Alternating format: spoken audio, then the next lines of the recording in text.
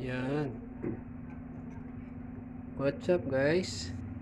Ito na yung bago nating incubator.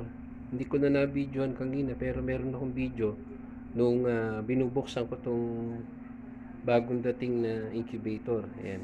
Bali ngayon ay dalawa na yung ating incubator. Ayan. Yung isa ay nakapapisa na tayo ng siyam dito sa maliit.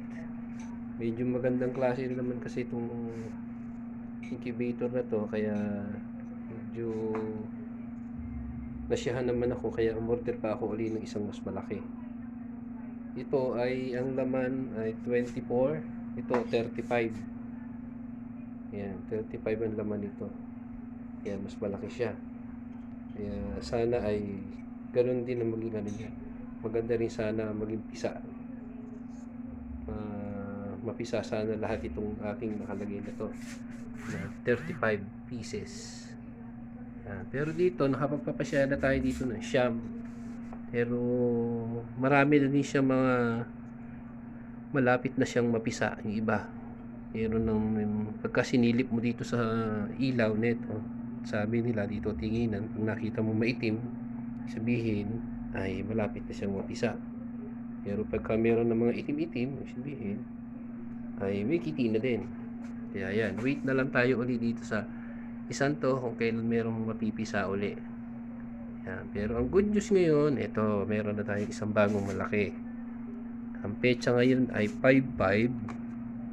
Bali, bibilang tayo ng 20 days o 21 days. Kaya 26, May 26 o May 25, May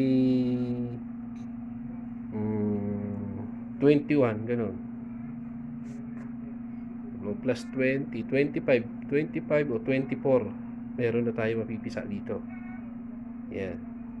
Kaya nilagyan ko ng petsa para hindi ko malimutan kung kailan ako mag-aabang. Kasi pagka hindi natin natingnan, may ipit kasi yung kiti. Kaya kailangan babantayan natin yung petsa kung kailan merong mapipisa. Kasi pagka hindi natin nabantayan, umiikot kasi yung roller, maaring maipit yung kiti, mamamatay. Kaya kailangan babantayan din natin siya. Ayan siya ngayon. So yun lang guys, maraming salamat. Sana ay patuloy tayong makipagbaka. Tuloy lang ang laban, sabi nga. Yan, ito yung ating mga bagong incubator. Sana ay makapagpupisa tayo ng marami. Salamat at pakipollow na lang po uli yung ating channel. Salamat. Magandang hapon.